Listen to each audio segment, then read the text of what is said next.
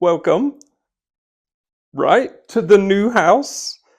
The old house, the house I was supposed to be in this house the entire time. Nobody told me that for 16 years, which I'm fine with. Fine. I've moved on now. And yeah, new table, fireplace, chair. Oh, the chair. Peter cushion. And as it's the season, I bought a tree. Bought, found, same thing. I haven't had a tree up since I haven't had a tree up. So this is all new to me. I am very, very happy.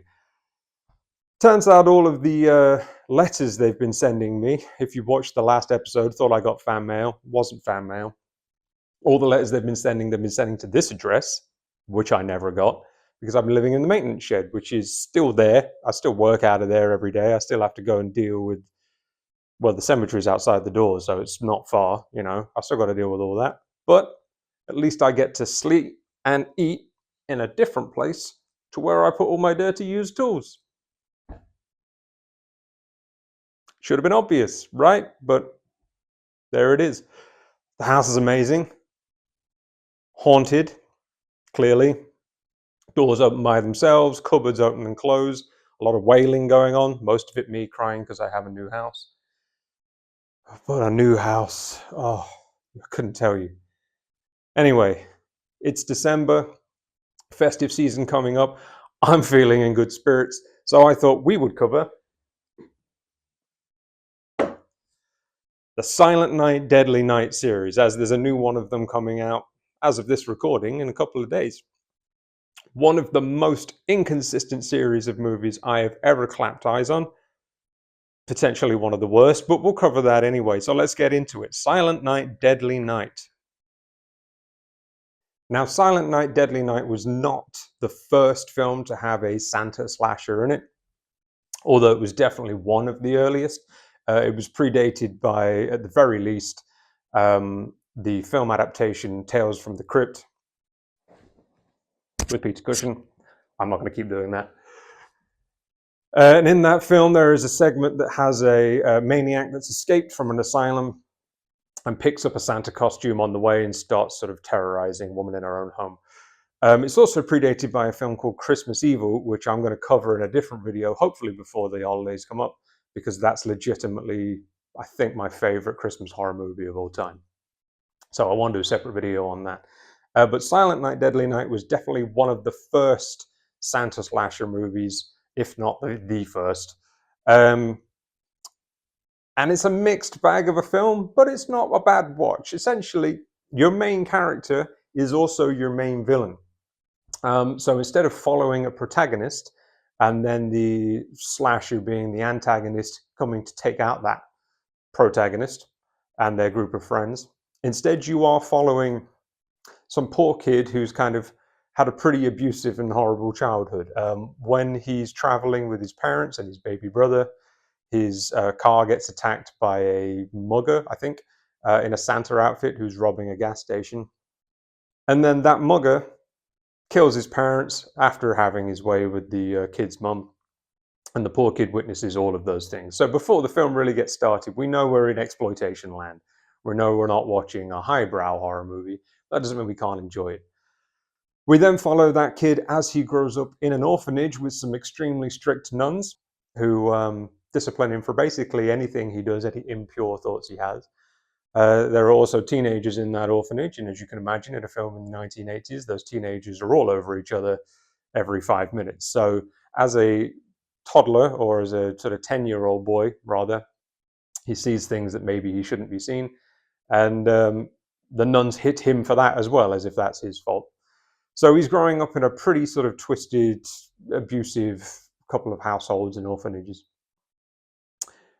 Eventually growing up, he gets a job at a store, and then the store try and put a Santa outfit on him for the season, because their Santa that usually comes in and does his bit is not calling in for whatever reason. So they stick the outfit on this poor kid, And the second that Santa outfit goes on him, he has the flashbacks to the things that happened to him as a kid, and he goes crazy with an axe, yelling "punish" as he stabs people, cuts their heads off, and all sorts of silly nonsense.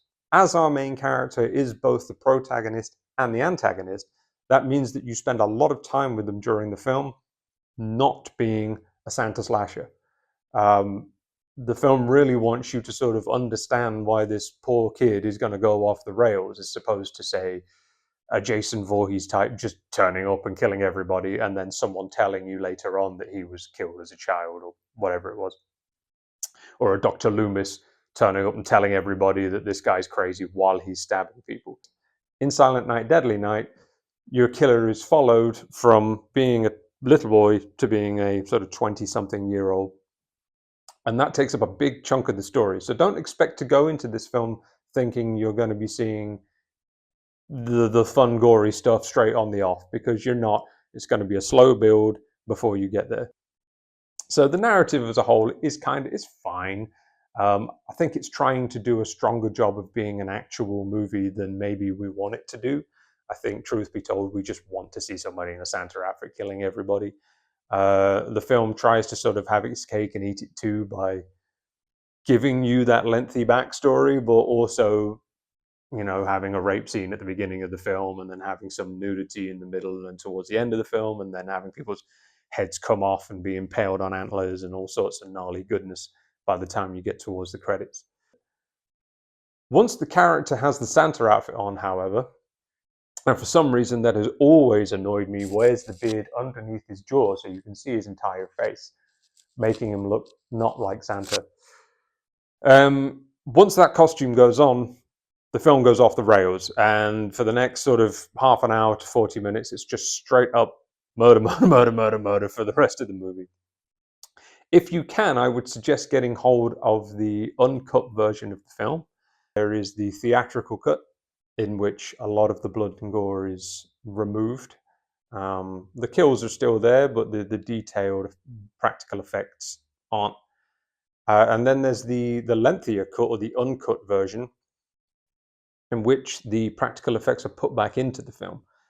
The only downside to the uncut version now is that the theatrical version has been remastered a whole bunch of times in high definition using strong source material, whereas the footage from the uncut version, unfortunately, looks kind of a VHS quality, and I don't think there's any better prints available, or at least there hasn't been any so far. So if you are to watch the lengthier uncut version of the movie, you're going to see a vary in quality as that extra footage comes up, and it's usually during a murder scene. So you'll get the killer raising an axe, and that'll all be nice and high quality, and then that will go back down to VHS quality again, blood pissing out of somebody's face, and then back into high definition. If you can stand that, then watch the uncut version of the film wherever you get it. I'm not necessarily plugging this 101 box set, although it's absolutely fantastic. If you can watch the uncut version and you can deal with the change in variation in quality, feel free to watch that. I wouldn't say it makes the plot of the film any better. I wouldn't say it makes the pacing of the movie any better. But if you're here to watch Santa kill people with an axe, then you're probably going to want to see as much practical effects as possible. So that's the version to go with. It's not a bad Christmas horror movie. It's sort of, for horror fans, it's one of the go-tos along with Black Christmas, for example. But I think that's more out of a default than out of it actually being one of the stronger festive horror films. I think it's more just a case of there weren't many of them when we were growing up in the 80s and 90s. So we kind of went towards the ones that there were. There's been a lot more Santa slasher movies since. Some better, some not necessarily better, but a lot gorier and more fun and enjoyable. But Silent Night, Deadly Night is considered one of the first, and I think that's the reason people tend to gravitate towards it. The sequel, oof. Now, Silent Night, Deadly Night Part 2, any energy I put into discussing this film is probably going to be more energy than the producers of the film put into making it. It's essentially a re-edit of the first film. So 40 minutes of the sequel is just retelling scenes from the original movie using footage from the original movie. I'm assuming what happened is the first film was pulled from cinemas pretty quickly because of the Santa slasher content and the censors not being excited about a Santa running around killing people and obviously cutting it heavily. I can imagine it got pulled from theaters pretty quickly and so made very little money. And then years later, the producers were like, well, we want to try and recoup some money on this. Why don't we just re-release the film or try and re-edit and re-release the film and fool people into thinking it's just a completely original movie? Apparently, somewhere down the line, someone convinced them to shoot another sort of 40 minutes worth of footage to add to that original footage.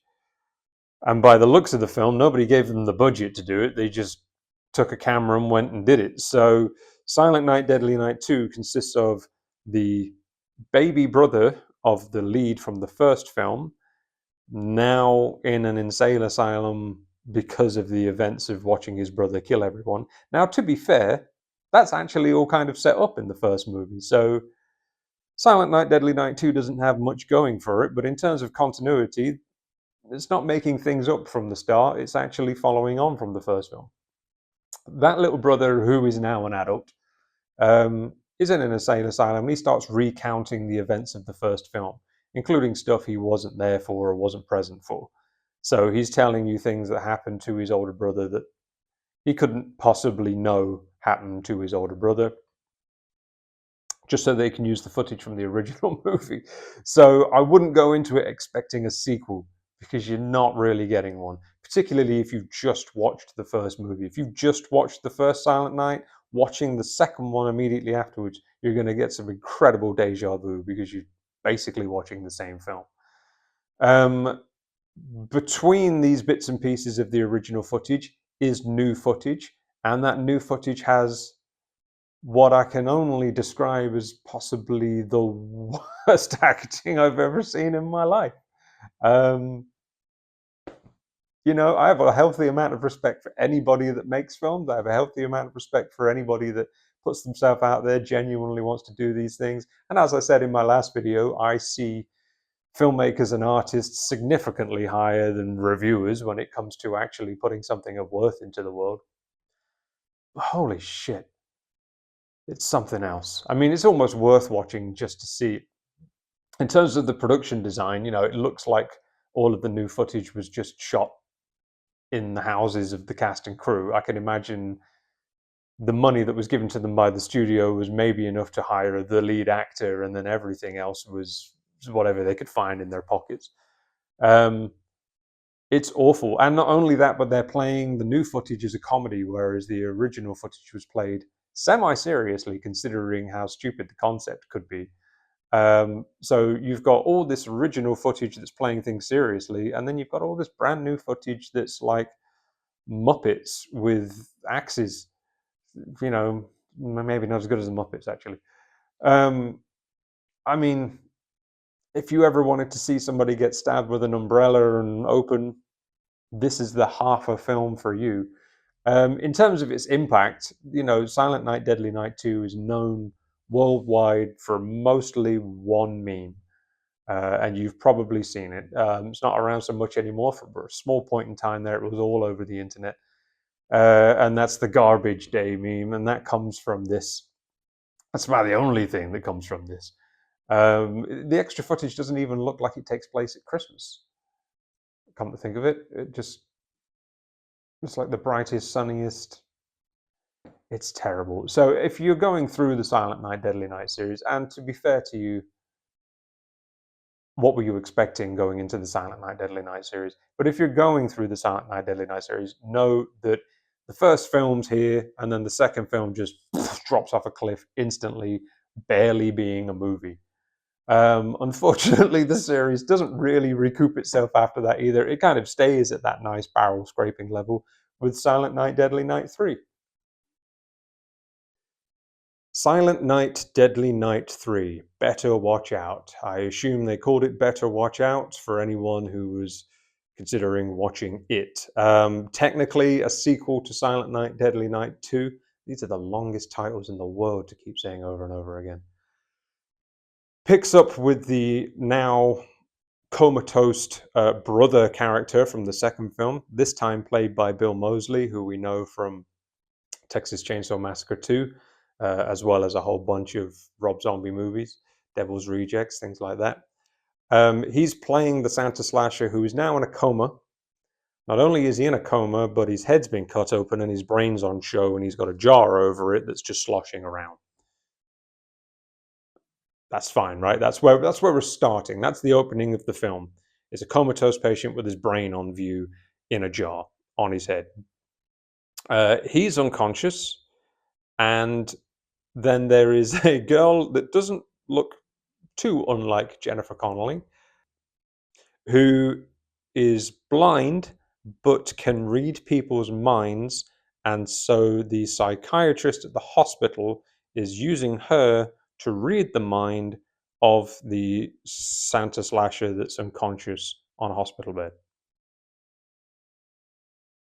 Yeah. Somebody wrote that and went, nailed it. That's what we need. We need a blind, clairvoyant teenage girl, and the character from the second film needs to have his brain on show. I mean, points for originality. I mean, at least the footage is all theirs in the third film. I'll give it that. I wasn't going to give it anything, but I'll give it that. At least the footage is all completely original. Straight to VHS. So shot in 4:3. Stars a number of people from various David Lynch projects, interestingly. The opening 20 minutes of Silent Night, Deadly Night 3 are all basically white, as they all take place in this psychiatric hospital, as this girl's trying to read the mind and see flashbacks to the previous movies, which up to this point is actually a consistent thing now in these films. As you can imagine, at some point the killer gets up and then makes a beeline for the girl's house while she's trying to enjoy Christmas with her brother and his new love interest. It's flat, it's dull, it's not fun at all. Even the kill. So poor Bill Moseley doesn't get any lines of dialogue in this thing, or not that I can remember. And he just sort of walks zombified in a straight line from the hospital to this girl's house. Does he dress as a Santa at any point? No. You know, at some point there's a Santa in the hospital, and he doesn't take the clothes from that Santa either. It's barely related, other than one character name. Why they thought that was the direction to go with it, I don't know. The kills are dull. They're not exciting. There's no fun practical effects in it whatsoever. So, you know, if you're revisiting or visiting the Silent Night, Deadly Night series, so far you're okay with the first movie. Might get some laughs out of 20 minutes of the second one, and then you just hate yourself at that point. That leads us to Silent Night, Deadly Night 4, Initiation. Now, when I say leads us to, that film doesn't connect to these movies at all. It's a total standalone. The films after the third movie completely go off on their own sort of anthology thing. You could probably say the third film does the same, to be honest. The Halloween series, John Carpenter's Halloween and the subsequent sequels, the original intent with that was to do Michael Myers' story in the first two films and then start doing separate anthology movies for the season, where each film was called Halloween but had a completely different narrative. They did it with Halloween 3, Season of the Witch, which kind of gets mixed reviews from people. A lot of people don't like it because they were expecting a Michael Myers film and didn't get it. A lot of people really like it because it's not a Michael Myers film and it's something new and interesting. I don't like it because it's boring. Silent Night, Deadly Night 4 takes that kind of approach, just starting a brand new anthology series of movies. Directed by Brian Yuzna, who we know as the producer of Reanimator and the director of the two Reanimator sequels, as well as Society, easy to say. Brian Yuzna tends to work with Screaming Mad George, who's a practical effects artist, and to be fair, those guys have created some absolutely phenomenal practical effects gags in their career. even through some of their lesser films. The effects are always worth watching, even if just on a YouTube video.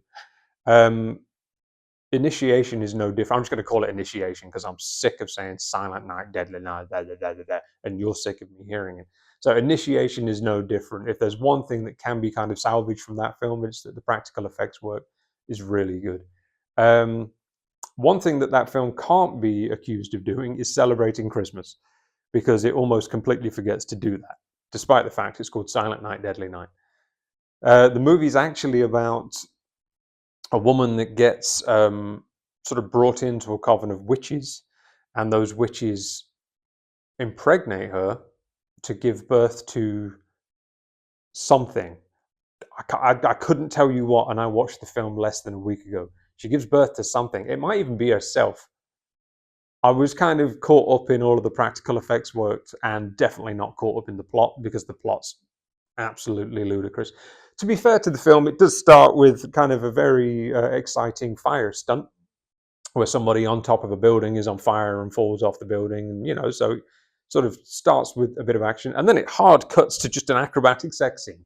So it really wants you to be paying attention for one reason or another from the off. But then it just kind of slowly dissipates, which is weird because when I talk about the film, it sounds like batshit. It's got giant bugs in it. It's got Clint Howard as a kind of rapey, dog's body, homeless man who the witches use to sort of kill people left, right, and center and throw giant worms at people. It's got some really good effects work. Reggie Bannister from the Phantasm series pops up and is then just completely wasted. If anybody's seen the Phantasm movies, you know that Reggie's an enjoyable presence on screen when he's allowed to be. In this film, for some reason, they didn't allow him to be.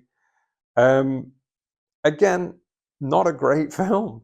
Worth a watch maybe for some of the practical effects work, but not much else beyond that. It's one of those films where it's actually more fun to tell people what's going on in that movie than it is to sit and watch that movie. Once again, straight to VHS. Once again, 4x3. Once again, a swing and a miss for the Silent Night, Deadly Night series. Silent Night, Deadly Night 5, The Toymaker. Another standalone film in the series. This time inspired by Pinocchio-ish. I mean, if you're paying attention to the names of some of the characters, one of them is called Joe Petto, and is played by Mickey Rooney. Another straight to VHS sequel, and this one's actually a step up for the franchise. I mean, I wouldn't say it was a step up in the sense of it being good. I would say it's the step up in the sense of it being original, Christmas themed, which they kind of haven't been for a couple of installments before number 5. And having just the craziest last act, which almost completely makes the entire film worth watching. In Silent Night, Deadly Night 5, Silent Night, Deadly Night 5, The Toymaker, there is a child who sees his dad get killed by a Christmas present in the opening 5 minutes of the film. Actually, in the opening 2 minutes of the film, he sees his parents going at it in bed. And this is not the first time that this has happened in a Christmas horror film. That's a thing that seems to happen in a lot of Christmas horror films. Why? I don't know. I don't want to ask any of the screenwriters. I'm worried about the answer I might get. But at the beginning of this film, a little boy sees his parents going at it in bed, and then that never ties into the plot of the film at all. Very odd. But anyway, his dad gets killed by a Christmas toy. Why does his dad get killed by a Christmas toy? Well, you're going to have to wait about an hour to figure that out, because very little happens for the next hour. The boy goes mute. He refuses to speak. And then his mom takes him to a toy shop to see if they can find him a new Christmas toy after the dad's sort of funeral and stuff like that. And then the guy that runs the Christmas toy shop has a son who's a little bit crazed and starts following the family around. And at the same time that's happening, there's another character that you never get introduced as to who that character is, and he's also following the family around. And for like that hour, literally just absolutely nothing happens. And then there is a sudden sort of, I don't know if they just threw all the budget in the last kind of act of the movie, but in the last act of the movie, we have a Santa killer. We haven't had a Santa killer since part two. So somebody turns up in a Santa costume, killing people. Well done. You remembered what your franchise was about 5 sequels down the line. At the same time, there's also a scene of a whole bunch of Christmas toys just going apeshit and killing a teenage couple that are going at it. And there's some really fun practical effects there. It's just fun to see little tanks sort of rocking up on people and then firing missiles through their chests and stuff. Buzzsaws coming. It's like Robot Wars, but with gore everywhere. It's enjoyable, and then that goes straight into sort of the last scene, big reveal of the film. Which, again, if you've been paying attention to the names of the characters, isn't a surprising reveal, but it's out there. And I don't want to spoil it for you here because it's literally the only reason to be watching that film. And I don't want to take that small little bit of joy away from you. There is a scene that I was like, fair play to the actors that had to act that one out because that's odd. Um, but yeah, so Silent Night, Deadly Night 5. I don't want to recommend it as a film to anybody with, taste or something to do with their lives. But if you're like me and have neither, it might be worth it just for that last act reveal. It's probably not worth going through part 2, 3, and 4 to get there, though. And finally, that brings us to 2012's Silent Night. Thank God I don't have to say that title over and over again. So, Silent Night takes us back to what the original franchise was supposed to be about, which is a guy in a Santa costume massacring people. Now, to be fair to Silent Night, I couldn't really call it a remake. There's very little about that 2012 film that shares in common with the original film, other than a guy in a Santa costume with an axe murdering people. Um, by the time they get to the 2012 film, I think they know what audiences want to see at that point, and that is literally just slash slash slash slash slash for the entire running time. And to be fair, it gives it you straight from the off. Santa's fully costumed up with his axe ready to go in the first kind of minute of the film, before the title even comes up. I think he's killed 2 people. So we're in good company. To be honest, it's probably the best film of the franchise thus far. Obviously, there's a new one coming out, and I'll review that one later down the line. But the 2012 film is probably the best film in the franchise for just straight slasher thrills and very little else. And to be honest, if you're watching a film called Silent Night, Deadly Night, chances are you're in it for straight slasher film. So it doesn't even give you the full title; it just gives you Silent Night. So it knows what you want and it gets in there. In terms of plot, what plot? There's a town. The town's full of people that aren't great. Softcore pornographers. Apparently, that's not great. Drug dealers. A vicar that sort of takes perverse photos of all the teenage girls at the Christmas pageant, stuff like that. And Santa's just going after them one after another. Who is Santa? You won't know until the final frame of the movie. And that's not really spoiling it because it's not what you're there for anyway, and I know that. So just enjoy watching Santa go to town on a town. In terms of performances, Jamie King plays the sort of rookie cop that's after him. She's grieving her lost husband. That plot thread just gets dropped in as quick as it comes up. She gets introduced, her husband's dead, she's grieving, she goes to work, it never comes up again. So I don't know why it's in there, but she's fine. She plays it well. She does okay. Malcolm McDowell as her sort of hard-nosed police chief. I don't know if anybody told him what film he was in. His accent's all over the place. He's delivering lines with just all the kind of ham and eggs you could imagine. I think he's trying to go for a Donald Pleasance in Halloween kind of delivery, but it doesn't really take. Now, to be fair to him, he is given some absolutely atrocious dialogue in this film, and I mean utterly, utterly appalling dialogue. So maybe he just read the script and went, "Fuck it, I'm getting paid." Depending on what day it is, you might think he's the worst thing in the film, or you might think he's the best thing in the film, depending on how many drinks you've had. But in terms of enjoyable, schlocky, gory Santa slasher action, the 2012 Silent Night's probably the one for anyone. As a series as a whole, it's massively inconsistent. But unfortunately, none of the installments ever hit like a real high in terms of quality. But part one will pretty much get you there in terms of it is a Santa slasher. It does do what it says on the tin. It just takes a little bit of time getting there. And then by the time you get to the remake in 2012, that's really what you're here for, which is just gnarly Christmas horror, gory action. Everything else in the middle is just there. And depending on how brave or bored you are, is whether you want to have a crack at going through them or not. I would definitely recommend maybe the first one and the 2012 remake. I'm looking forward to the new one. Apparently, it's done by the same producers that put the Terrifier films together.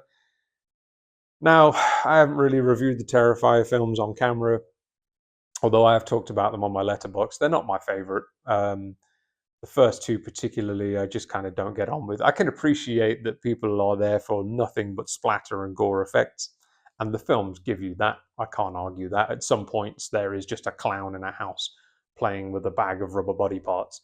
So if that's what you're in for and that's what you enjoy, fair enough.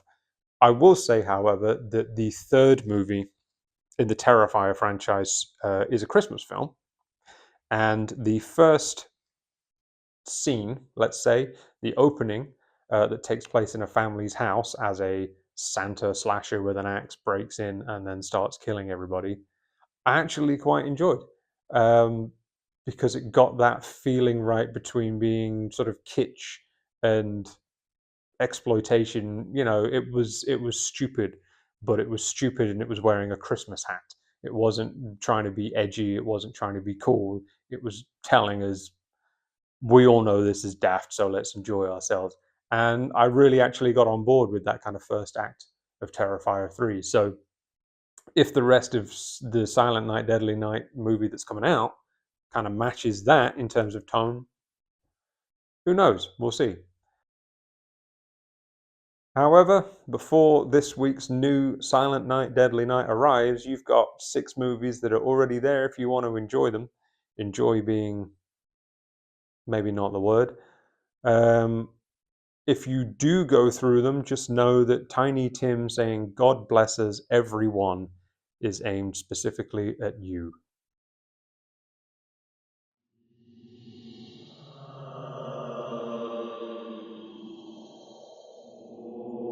No, not listening. New house.